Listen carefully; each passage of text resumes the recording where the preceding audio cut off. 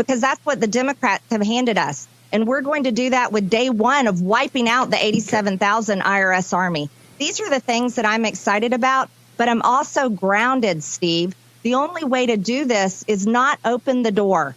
We cannot open the door to what the Democrats are doing right now, and that is scurrying all the way around, looking for any weak RINO sellout Republican that will join them and elect their own speaker, because that is what's happening right now, and I find that terrifying. What's up, everybody? Major Retired Richard Ojeda here in Georgia, Georgia. You could have had a better person than Marjorie Trainwreck Greene. And here she is, being that shameful person she is on with Steve Bannon.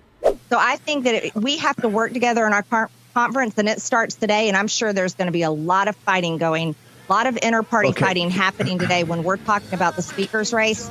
And so it's very, very risky right now to produce a leadership challenge, especially for Speaker of the House, when they are going to open the door and allow Liz Cheney possibly to become Speaker. Because let me tell you something, that's who the Democrats, that is who they're throwing around. They're saying Liz Cheney. I think she's a little confused on how this whole Speaker of the House business works. Let's hope she's never in a position to be the Speaker.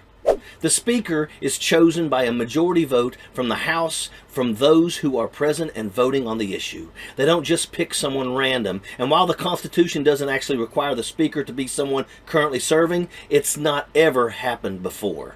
We have about 20 Republicans in our conference, and this is tragic news for everyone, that to this day respect Liz Cheney for what she has done and how she's worked on the January 6th committee. And those people got reelected, and they're in our conference and will be serving next year.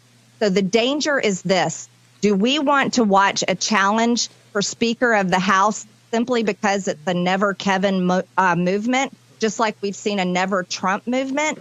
Do we want to see that challenge open the door to Nancy Pelosi handing the gavel to Liz Cheney? Is that what everybody really wants? Because I will not do it. There is no way in hell I will stand there and allow that to happen. Now, Marjorie is going to bat for Kevin McCarthy and calling for that fake unity we've all heard about. But how does she really feel about him? So many people are saying, Marjorie Taylor Greene, we love her. She's the fighter. She's the leader of this wing of the party. Even CNN says that. But she's getting played, that the Liz Cheney thing will never happen. And she's getting played by Kevin McCarthy's team. Your response, ma'am?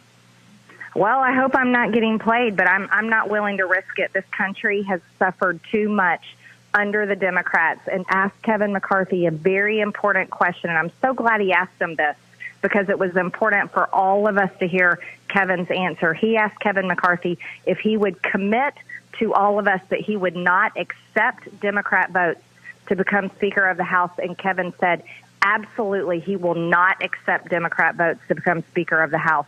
I was very happy to hear that commitment, and he said it in front of everyone. In previous statements, she's been very vocal about the fact that he wasn't defensive enough of Donald Trump, and if he had no intentions to impeach Joe Biden, then she didn't want him to be Speaker. In interviews, McCarthy himself has really danced around the facts and shifted all the blame onto Democrats, and in signature Republican fashion has a lot to complain about, but has very little plans to fix the issues. Also, yet again, that infamous irony just washed all over them. Republicans touting a new sense of accountability if they take the majority in the House. However, McCarthy's remarks have led most to believe that he would give Marjorie Trainwreck Greene her committee positions back, even though she's hell-bent on spreading lies and falsehoods all over the country. Now, I'm sure that has just a little something to do with her warming back up to Kevin McCarthy. And it sounds like all that accountability isn't going to affect her prospects or political future at all.